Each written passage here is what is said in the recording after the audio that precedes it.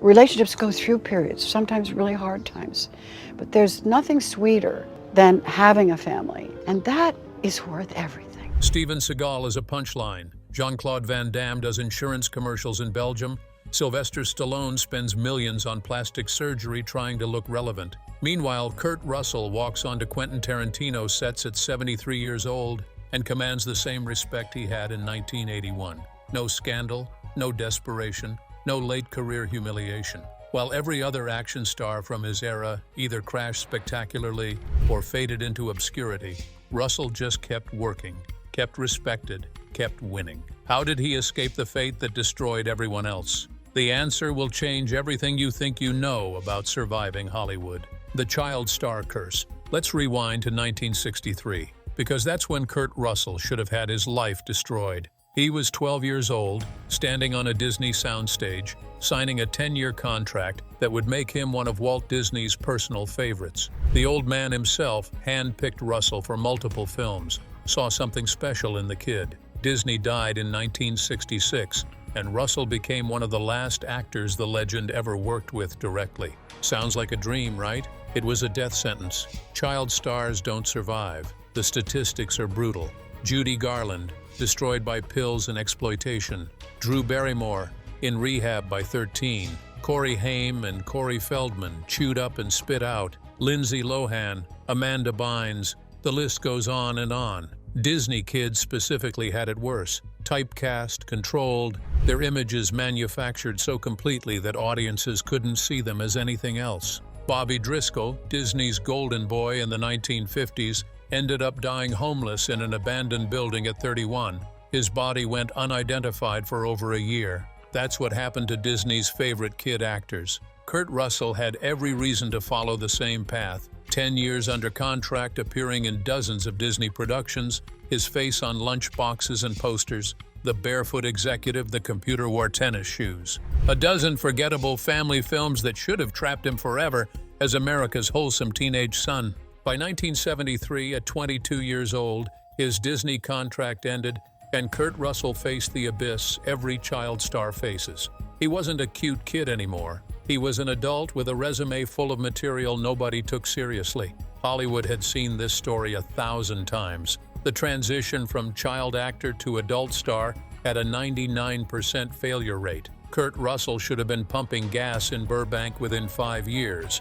Instead, he did something nobody expected. He walked away from acting entirely. The first escape, baseball, and the pivot. Here's the kicker. While other desperate former child stars were taking any role offered, begging for relevance, Russell joined the California Angels minor league baseball team, not as publicity stunt, as an actual player. Second base, decent average, legitimate prospect. He'd been playing since he was a kid, and he was good enough that scouts thought he could make the majors. For 2 years, Russell played professional baseball, letting Hollywood forget he existed. This wasn't running away. This was strategy, whether he knew it then or not. He was erasing the Disney image by simply not being around to reinforce it. No desperate comeback attempts, no embarrassing auditions for roles he'd never get. Just silence and the crack of a bat connecting with a ball. Then in 1973, during a play at second base, a runner slid into him wrong, tore a muscle in his shoulder. The injury ended his baseball career before it really started.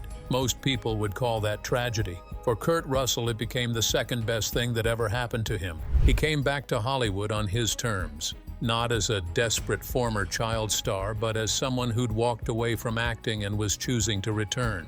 That shift in perception mattered more than any role. When he started auditioning again, casting directors saw a grown man who'd lived outside the industry, not a Disney kid trying to stay relevant. His first major adult role came in 1979, a TV movie about Elvis Presley directed by a guy nobody had heard of named John Carpenter. The production was chaos.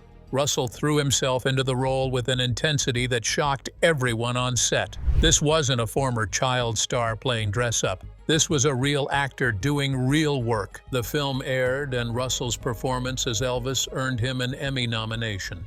More importantly, it earned him the respect of John Carpenter, a director about to become one of the most influential filmmakers of the 1980s. That partnership would save Russell's career and define everything that came after.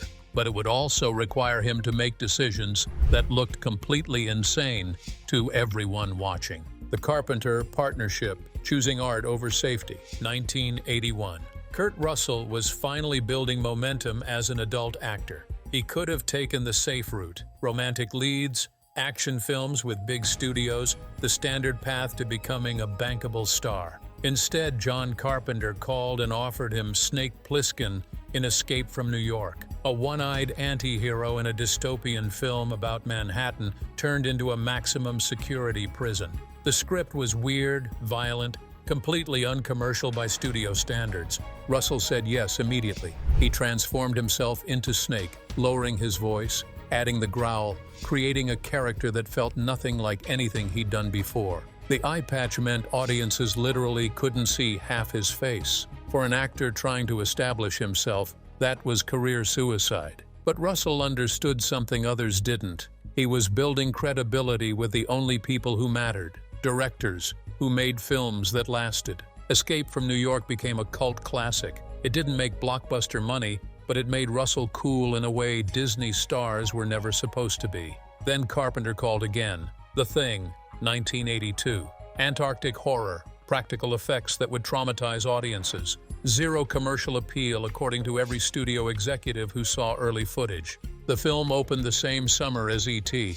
It got destroyed at the box office. Critics savaged it. Carpenter's career nearly ended. For Kurt Russell, starring in one of the biggest flops of the summer should have been devastating. Here's what nobody understood at the time. The Thing was building Russell's reputation with a different audience. Film students, horror fans, people who cared about actual craft. While other action stars were chasing opening weekend numbers, Russell was building a library of work that would be studied and respected for decades. Compare this to what was happening with other rising action stars. Sylvester Stallone followed up Rocky with Rhinestone, a country western comedy with Dolly Parton that bombed so hard it's painful to watch. Arnold Schwarzenegger was doing Conan and wouldn't find his real voice until The Terminator in 1984. Chuck Norris was making missing in action films that made money but earned zero respect. Russell was playing the long game.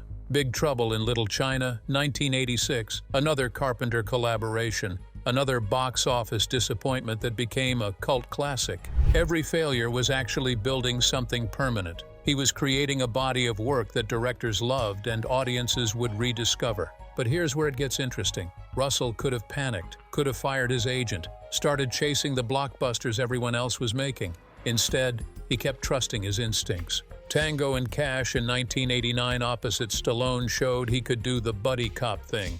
Backdraft in 1991 with Ron Howard proved he could handle prestige drama. He was building range while others were getting trapped in one-note action hero roles. The Carpenter films that failed became Russell's insurance policy. 20 years later, film students and directors who grew up watching them would be running Hollywood. And they'd remember that Kurt Russell was the guy who made art when everyone else was just cashing checks. That credibility would become invaluable, but first he'd have to watch his entire generation of action stars destroy themselves with the one thing he somehow avoided: the ego trap that destroyed the others. Picture this. It's the early 1990s. Steven Seagal is at the peak of his powers, convincing journalists he's a CIA operative and genuine martial arts master. Jean-Claude Van Damme is lying about his kickboxing record, claiming victories that never happened. Stallone is directing himself in Cobra, playing a character so exaggerated it becomes parody. Schwarzenegger is still believable, but he's starting to make mistakes that'll catch up with him. Meanwhile, Kurt Russell shows up to sets, does his job, goes home to Goldie Hawn, and never once claims to be anything he's not. He never pretended to have military experience, never fabricated martial arts credentials, never insisted on directing his own vehicles, never demanded script approval that let him turn characters into ego-driven fantasies. This difference seems small, but it's everything. Let's break down how ego destroyed the others. Seagal's lies about being a martial arts master and CIA operative became the foundation of his entire career. When the truth came out, When people realized he was just an Aikido instructor who'd taught some celebrities, his credibility evaporated. He became a joke so completely that even mentioning his name gets laughs. Van Damme's fabricated tournament record, his claimed 68 knockouts, all lies. When martial arts historians started fact-checking, they found almost no evidence he'd competed professionally at all. The image shattered. Stallone made the mistake of believing his characters were real. He started writing and directing films where he played impossible heroes, Vietnam vets who single-handedly defeat entire armies, cops who never miss, fighters who couldn't lose. He stopped being an actor and became a cartoon of masculinity. By the time he was making Stop or My Mom Will Shoot and Judge Dredd, he'd destroyed the credibility Rocky built. It took him 20 years and the humility of making The Expendables, essentially admitting he was a nostalgia act, to rebuild any respect. Even Schwarzenegger, probably the smartest action star of that generation, couldn't resist ego completely. He followed Terminator with Last Action Hero, a massive vanity project that bombed spectacularly. He recovered because he was smart enough to laugh at himself eventually, but that film exposed the danger of believing your own hype. What did Kurt Russell do differently? He never tried to convince anyone he was tougher than he actually was. In Escape from New York, Snake Plissken is dangerous, but he's also scared, vulnerable, making mistakes. In The Thing, his character is paranoid and flawed. In Big Trouble in Little China, Jack Burton is actually kind of an idiot who thinks he's the hero when really Kim Cattrall's character is doing most of the work. Russell played characters with egos, but he never let his own ego poison the performances. Here's the truth. Hollywood doesn't want you to understand. Authenticity beats manufactured image every single time, but only in the long run. In the short term, Seagal's lies sold tickets. Van Damme's fake credentials built a brand. Stallone's invincible heroes made hundreds of millions.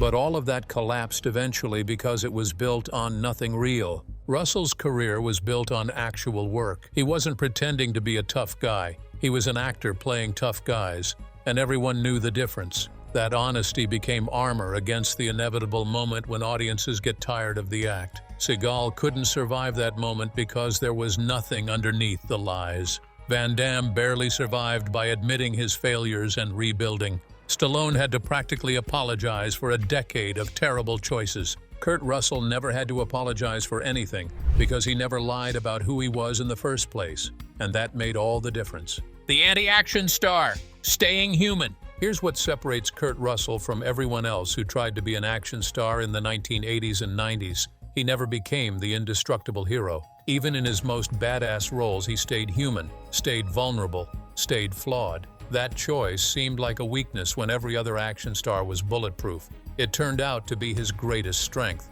Look at Snake Plissken.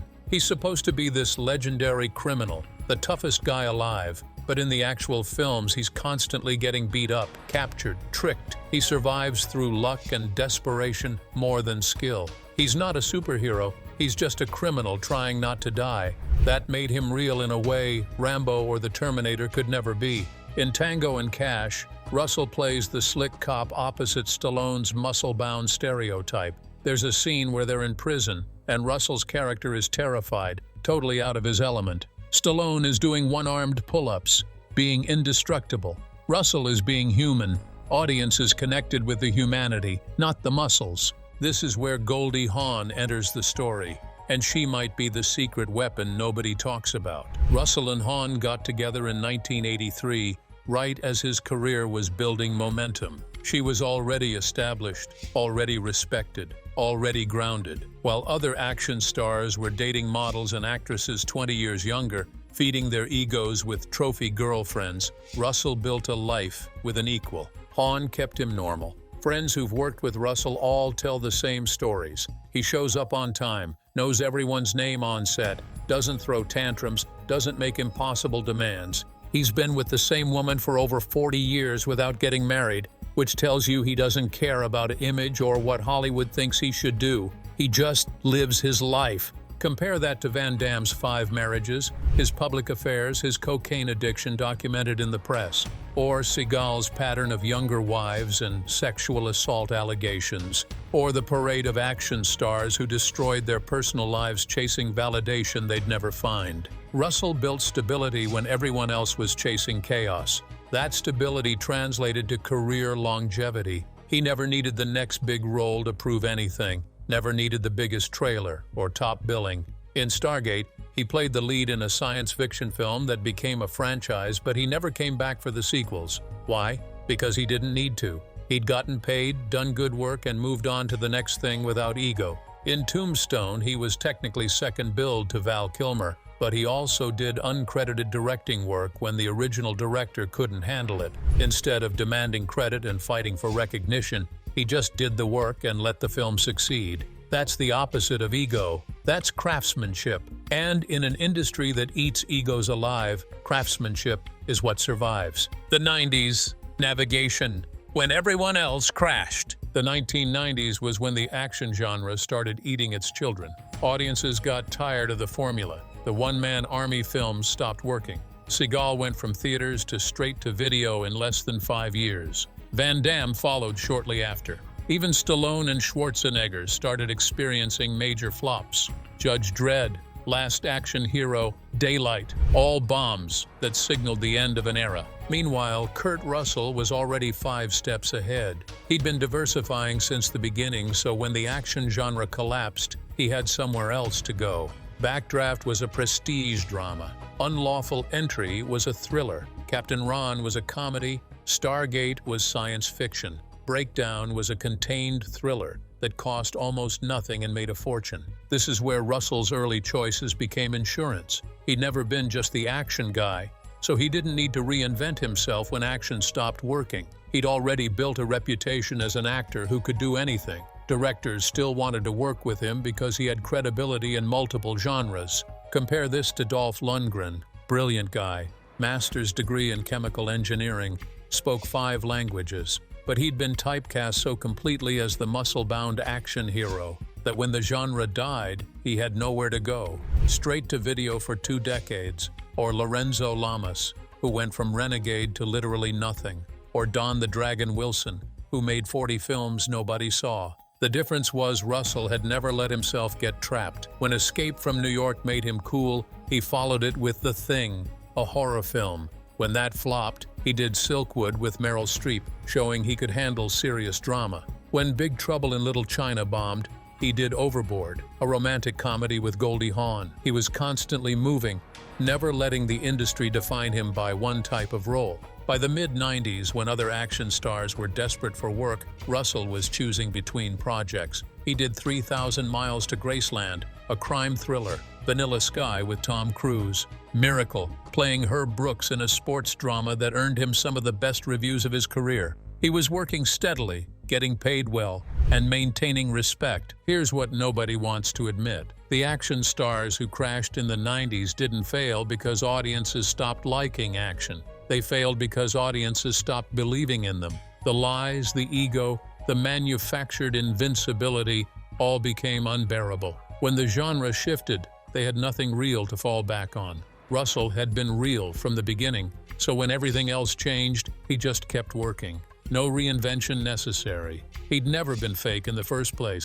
The decisions that saved him. Let's talk about the specific choices that separated Kurt Russell from the wreckage. These weren't accidents. These were decisions that looked small at the time, but compounded into a career that's still thriving at 73. First, he chose directors over paychecks. When John Carpenter called, Russell said yes, even when the money wasn't great and the film seemed uncommercial. When Ron Howard offered Backdraft, he took it despite smaller billing than you'd expect for a star of his level. When Quentin Tarantino called in 2015 for The Hateful Eight, Russell signed on immediately, even though it meant spending months in freezing Colorado shooting on 70mm film for a 3-hour Western most studios thought was unreleasable. This pattern reveals everything. Russell understood that great directors make great films, and great films build careers that last. Meanwhile, other action stars were taking huge paychecks for garbage. Seagal made millions on straight-to-video films that destroyed his credibility. Van Damme took the money for Street Fighter,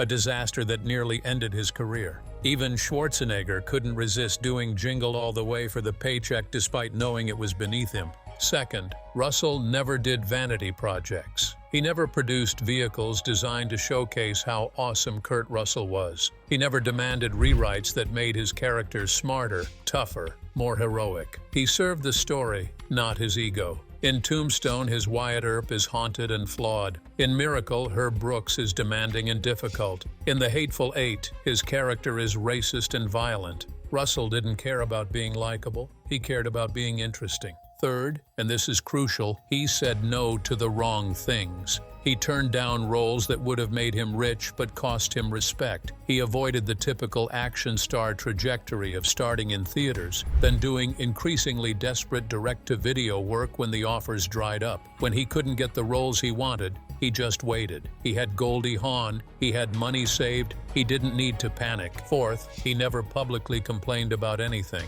While other stars were giving interviews about how Hollywood betrayed them, how they deserved better, how the system was rigged, Russell just stayed quiet. No tell-all books, no bitter interviews, no public feuds. That silence protected him. You can't become a punchline if you don't give people material to mock. Fifth, he aged gracefully. He didn't get terrible plastic surgery, didn't dye his hair in desperate attempts to look young, didn't lie about his age or pretend he could still do everything he did at 30. When his body couldn't handle full action roles anymore, he shifted to character parts without complaint. No ego, no denial, just adaptation. These decisions created a career that's essentially bulletproof. Russell can work as much or as little as he wants, with whoever he wants, on whatever interests him. That's the dream every actor chases. Most never get there. Russell made it look easy. The Tarantino validation and modern respect, 2015.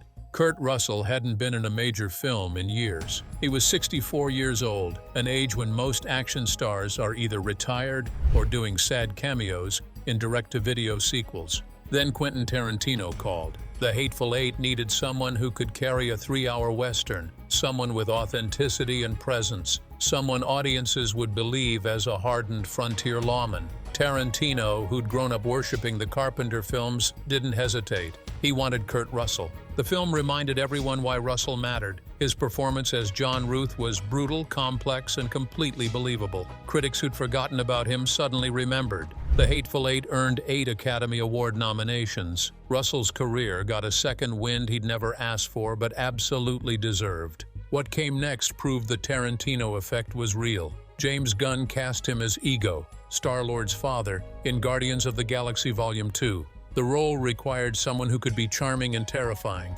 godlike and vulnerable. Russell nailed it. Suddenly, he was in the MCU, introduced to an entirely new generation who'd never seen Escape from New York. Then the Fast and Furious franchise called. Mr. Nobody, a mysterious government operative, appeared in Furious 7, Fate of the Furious, and F9. Russell brought legitimate gravitas to a franchise that desperately needed credibility. He didn't phone it in, didn't treat it like a paycheck. He gave the role the same commitment he'd given everything else. This is what decades of good decisions look like. At an age when Seagal was making unwatchable straight-to-video films and Van Damme was doing regional commercials, Kurt Russell was working with Tarantino, appearing in Marvel films, and stealing scenes in the biggest action franchise on the planet. The respect is universal. Directors fight to cast him. Co-stars praise his professionalism. Critics celebrate his body of work. He never had to apologize, never had to make a comeback, never had to rebuild from scandal or failure. He just kept being Kurt Russell,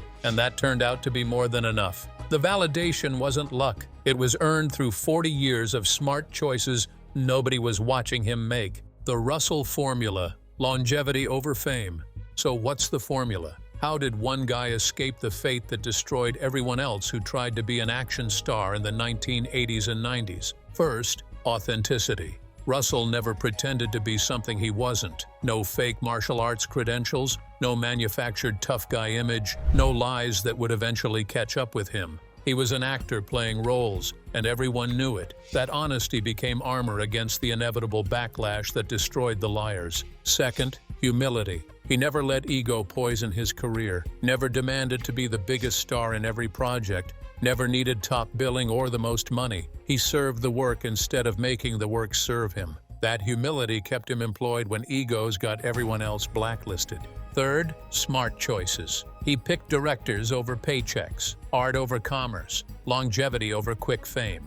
Every decision was about building something that would last instead of cashing in immediately. That patience paid off in a career that's still going at 73. Fourth, stability. Goldie Hawn kept him grounded. A 40-year relationship in Hollywood is basically impossible, but they did it. That stability translated to his career. No scandals, no public meltdowns, no desperate attention-seeking when the spotlight moved away. He had a life outside of fame, which meant he didn't need fame to validate his existence. Fifth, adaptability. When action stopped working, he shifted to drama, comedy, science fiction, whatever made sense. He never got trapped in one type of role because he'd never limited himself to begin with. That flexibility kept him relevant across multiple decades and genre shifts. Sixth, timing. He knew when to take risks and when to play it safe. The Carpenter films were risks that built credibility. The studio films were safe choices that paid bills. He balanced both perfectly, never going so far in either direction that he couldn't recover. The truth is, Kurt Russell escaped the fate that destroyed other action stars because he was never trying to be an action star in the first place. He was trying to be an actor, to build a career, to make films that mattered. The action roles were just part of a larger strategy everyone else missed. While Seagal was lying, Van Damme was using, and Stallone was inflating his ego to cartoonish proportions, Russell was just doing good work and going home.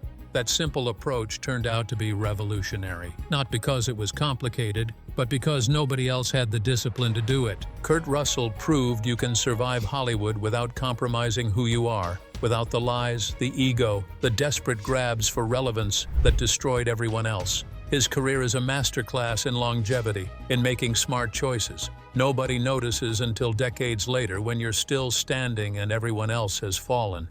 If this deep dive into how one man escaped the Hollywood meat grinder changed how you see action stars and their trajectories, hit that like button and subscribe. We're exposing the truth behind every legend who either survived or got destroyed by fame. Drop a comment on which disappeared action star we should investigate next. The real stories are always better than the myths.